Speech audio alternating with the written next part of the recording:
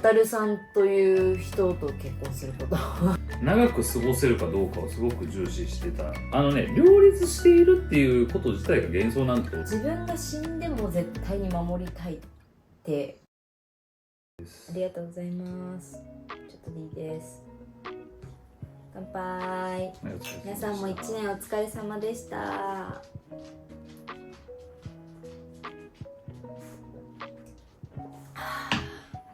美味しいね。久々のようなような。久々じゃないよ。久々。私はね、personally。はい、ということで久しぶりにわたるさんと晩酌動画を撮ろうかなと思っていて、ちょっと2024年育児に仕事に忙しすぎてですね、 YouTube の活動をかなり休んでおりまして、撮影はしてましたよ。もう一回言います。ちょっと多分この晩酌動画の手前1分ぐらいにこうミックスで1年の振り返り動画みたいな感じで入れとこうかなと思ってますけど、夫婦で撮るの久しぶりなんで、皆さんから私たち夫婦として質問ありますかっていうのをいくつかめちゃくちゃ質問いただきました。いつもありがとうございます。皆さんすいません、私たちが発信してなくて。でもなんかちょっとまず身近な私たちのこの夫婦の関係性みたいなところからちょっといく？いや、任せるよ、それは。質問が多かったやつからにしようか。どうぞ。夫婦円満のコツは生活する上で大事にしていること。どうぞ。夫婦円満のコツ、生活する上で大事にしていること。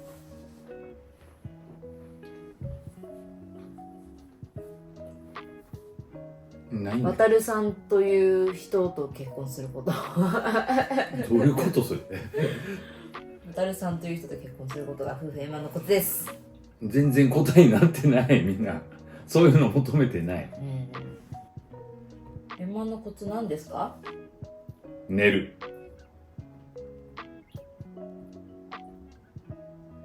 それなんかいやらしい感じに聞こえる。なんでやねん。どっちでもいいじゃん。円満のコツはって聞かれてるのにさ、夫婦円満のコツは自分が普通に円満っていうか、その平穏にやっぱ保てる状態をいかに作れるかだから、そのさっき言った寝るっていうのは、自分が多分、寝てちゃんとこう睡眠をとって自分の心身ともにですね健やかにいるっていうのはすごく大事なことだと思うけどね。自分の睡眠をとるということね。そうですはすごく大事だと当然思いますよ。私は結構ちゃんと睡眠とれてて、私は全然とれてないから。それは It's your choice ね。全然だから私の方がいつもイライラしてるし、いつもみたりちゃんの朝、みたりちゃんがわがまま言って服着ないとかベビーカー乗らないとか言ってたら、私がニーってなっちゃって、わたるさんがよしよしみたいな。次行きましょう。じゃあ寝るということとストレスをためないということです。それ俺の答えだって、別にあなたの答えにはなってないじゃん。子供が生まれてからの変化について、こっちの方がいいかな。育児と仕事の分担、両立をどうやってしてますかっていう質問です。めちゃくちゃいっぱいあったんですよ。みんな悩んでるんだろうね、やっぱ。育児と仕事の分っていうか、両立なんてできてないからさ、マジで。そう両立しているっていうこと自体が幻想なんだと俺は思う。単純に両立できている風にみんな頑張って見せている。でもリアリティは違う、以上だと俺は思っている。私もそう思って。表側綺麗に作ったりとかそれ風になってるのは、別に周りの友達もねすごい頑張ってるよ。みんな頑張ってるからね。基本は頑張ってます。全ての親頑張ってます。頑張ってるんだけど、それがなんか綺麗に両方できてるよねっていうのが、ほらいわゆるテレビだったりとかマスメディアがこういう風なパパママなんかめっちゃ頑張ってやってますみたいな、朝6時に子供起きる前にみたいなね。毎日やってるんじゃないからさ、絶対。こう波がありながらやってるから、当然ね自分たちが頑張れる瞬間あるし、踏ん張る瞬間もあるしさ。そう、なんか本当の両立って意味で言ったら、私がその独身時代に、結婚した時もそうだけど、子供がいなかった時にやってた仕事に対してこう注いでた時間と労力が、100だとしたらめちゃくちゃ頑張ってるよ。めちゃくちゃ頑張ってるけど、やっぱり80ぐらいだなと思うもん、今の時間の。だからその代わり80の時間でできることを探すというか、そのチームにするっていう感じになってきてるかなとは思ってて、だから両立は正直私の中での両立は全然できてなくて、ただまあ今のできる範囲で申し訳ないけどいろんな人に助けてもらいながら、会社の人にもそうだけど助けてもらいながら、私に助けてもらいながら、ギリギリみだるちゃんという生物を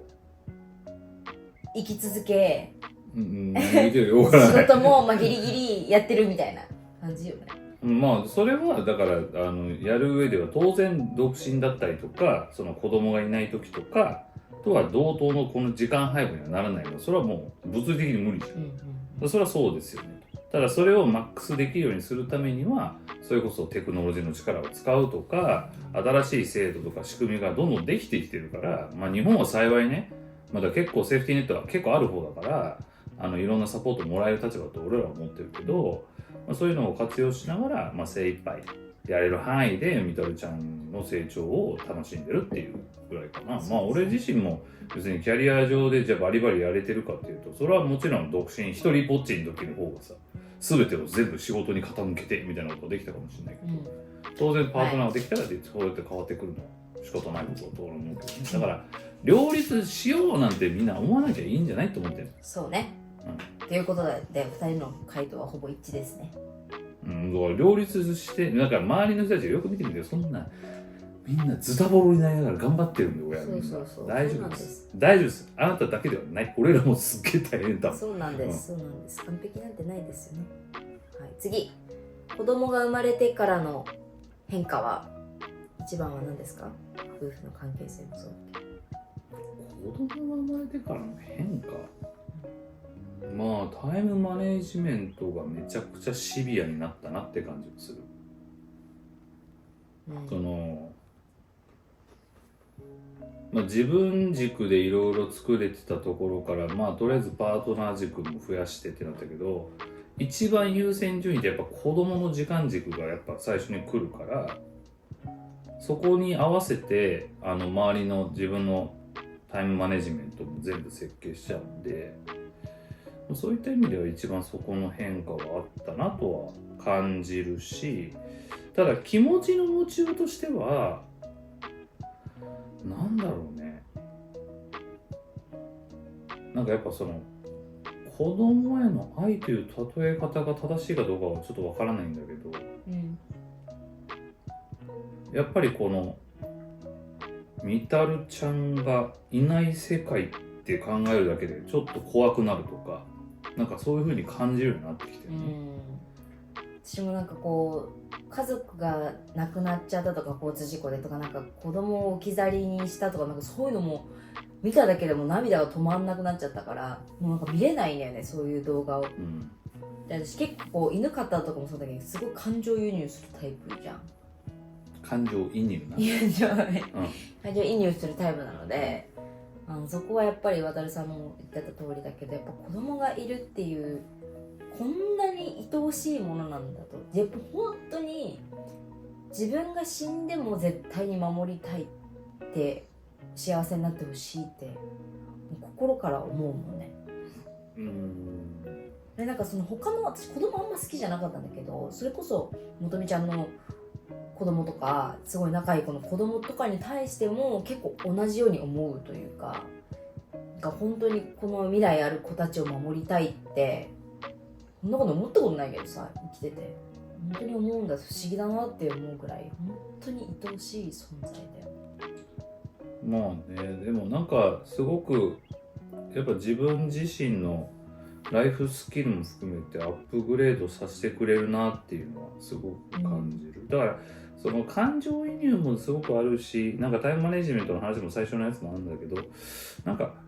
負担だなっていうふうに思うかどうかっていうのは、まあ人の考え方次第だからさ、そこは何ともなんだけど、やっぱ自分自身の人生が一つ、豊かなものになったなっていう実感はあるけどね。そうね、ここは宝ですね、本当に。はい、次の質問です。そんな中、なんか今日本当2人目欲しいですかっていうのこれさ、ちょっとさ、飲んでいい？いいよいいよ。じゃあちょっとビール追加してください。可愛くないですかこの色、スタンレーカップ。めっちゃ可愛くないこれ。スタンレーカップちょっとなんでそんな人気なのかあんまり俺ら理解なんかいろんな記事出てたよね。このなんか 1.4 リットルだけ5リットルのこ知らないけどのどでかいタンブラーがバカ売れする理由みたいな。はいで次2人目欲しいですかっていう質問結構来てます。だからルパン入れて2人目だから今もそうね、結構ね犬がいるって大きくて、おさんちっちゃい子がいてさ、朝保育園行ったりとか夜も帰ってなんか寝かしつけてみたいな、その絶対にやらなきゃいけないのがある中に犬もいるっていうのはやっぱり絶対に一人ではもう全然無理で、私さんが行ってギリギリ成り立ってるから、なんかもう一人ってもう本当にすごいなっていう。2人目をすぐにっていうのはやっぱ考えない。これもやっぱ授かりもんかなっていうのはずっと俺言い続けてる。でもなんか最近夢見るんだよね。そう何の3人子供がいる夢。え3人ミニワタル B、ミニワタル C みたいな。ルパンそれもただただうるさいやつが3人いるみたいな感じうるさくないじゃん。耳緑だったらうるさいよ、かなり。みたみちゃんかなりミニワタルだから。まあでも激しく動くじゃん。めちゃくちゃいいんだよね。だから2人目は今のところ考えてないです。で、まあ来たるべき時でも兄弟が来たらは作ってあげたいね。いつかね。まあちなみにうちの姉とは5歳差ですからね、うち。でもそのぐらいがいいのかもしれないね。わかんない。それはちょっと母の水を知るや次に行きましょう。結構ね恋愛相談系が結構あって、もうこの質問インスタで質問聞くとさ30文字とかしか入れられないんだけど、その文字制限を超えちゃうから4回とかに分けて同じ質問を1つの質問をしてきてくれてる人が何人かいたので、ちょっとそれは何人かいるまず 2,3 人いたなんでちょっと丁寧に答えたいなと思ってるんですけど、一回読み上げていいですか？一語一句全部はい、はい、先日結婚を考えている彼氏とラブイズブラインドを見ていたところ、彼が渡さんと森さんの話していた、みんないいところはあるし理屈でのベストはあるけどどういう相手を結婚相手に選ぶべきなのかわからないという話にとても共感していました、作中では一番時間と気持ちで向き合って伝えてくれたみどりさんを渡さんは選んだというふうに見えたのですが、実際はどういった思考プロセス決め方だったのでしょうか？彼氏の結婚相手に選ばれたいです、なるほどね。どういう思考プロセスだったんですか？それはちょっと森さんを呼んできて一緒に喋らないとあれちょっと思い出すの大変だな。どういう要は決めたらいいんだっつって。まあでもあの時のシチュエーションを思い返すと、まあ本当に顔が見えない中でお話をお伺いしていくと、こうみんな一人一人にさ当然いいところがあるのは当然分かってるし、でその中でこうなんか仲良くなるだけみたいなんだったらなんか誰とでも別に仲良くやれるそうだなっていうのはやっぱ森さんとは喋って思ってたわけよ。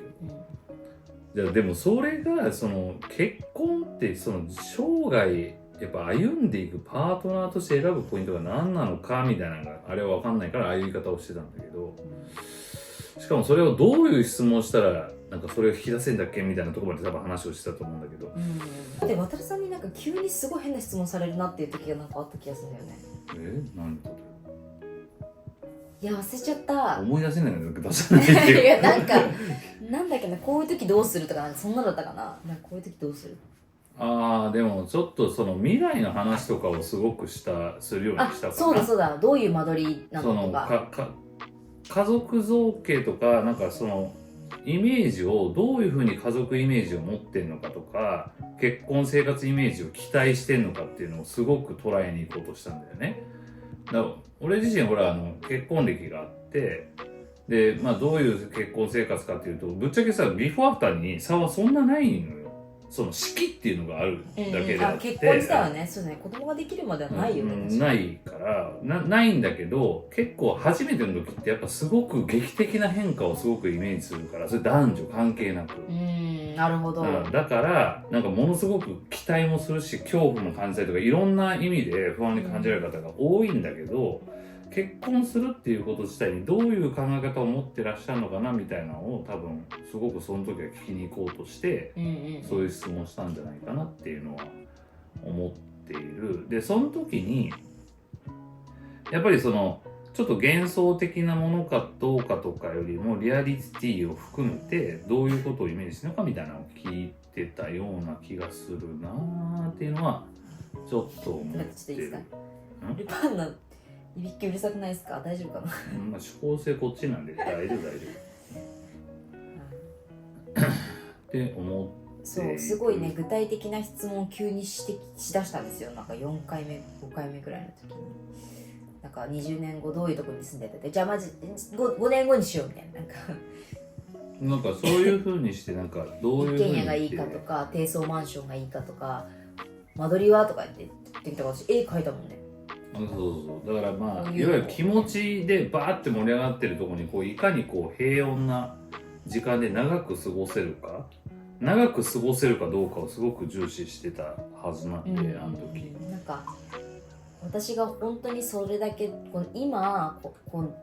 の中から決めなきゃいけないからこう渡るさんってなってるのか、その本当にこの子は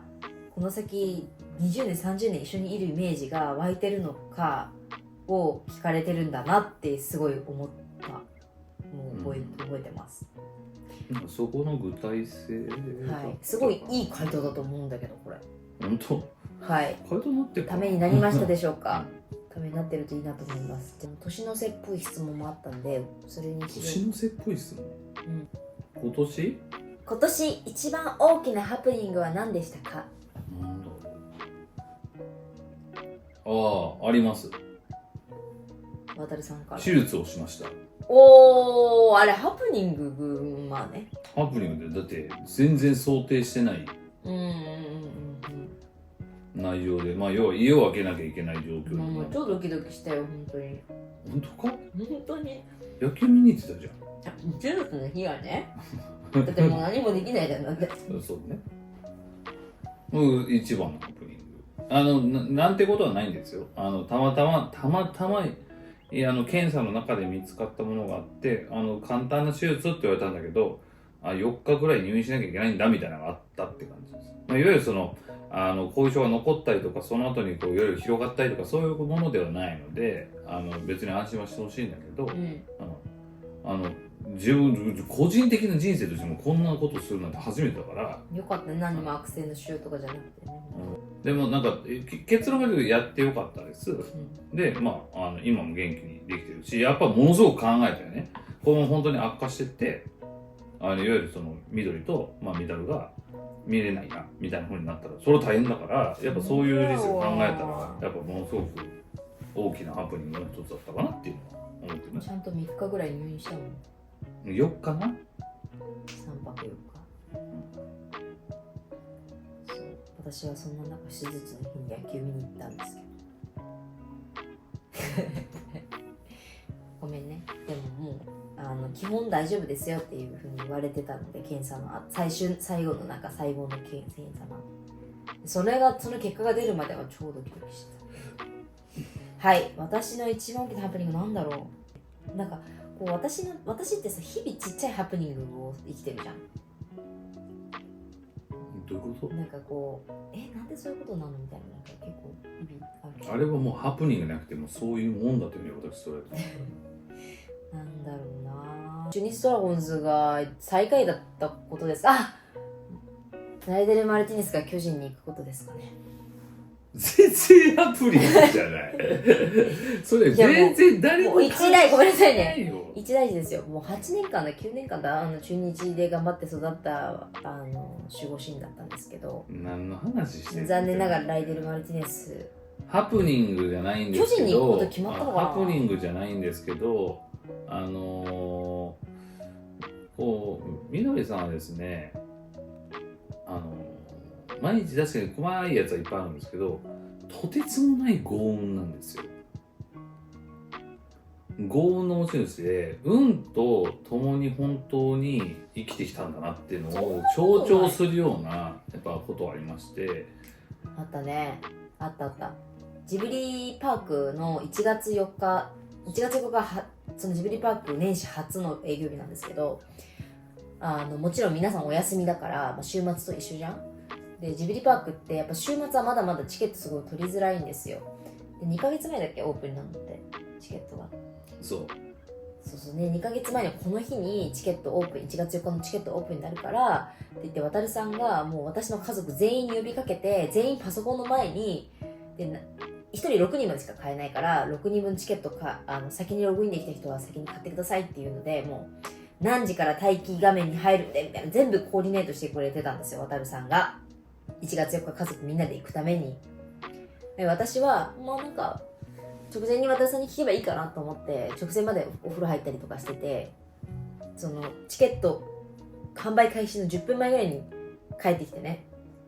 でもお姉ちゃんと私のお母さんと渡さんと全員パソコン開けて30分前からこう待ってたのに、私は何のインストラクションも聞かずに急にパッと開けて「何やったらいいの?」みたいな感じで「ふざけんな!」みたいな感じで言われて「分かりました、とりあえずログインします」みたいな感じで開けたら、その10分後チケット販売開始ってなった瞬間に私が一番先だったっていう。意味がわからないもう家族全員が1万とか2万人待ちみたいな感じで、そうそうそうそうなぜか緑だけ300人待ちみたいな。わからないんですよ、あのシステムはどうなってんだと言いたい。なんかああいうのってさね、やっぱそのロータリーなのか運なのか、先に入った人が先に入れるのか、なんかよくわかんないけど、まあ、とにかく先に入れて私が結局チケット買ったっていう、まあ、すごく幸運ですぐに私が買った後もう全部売り切れちゃって、1月4日の分は少なくとも他の日は全然まだ空いてる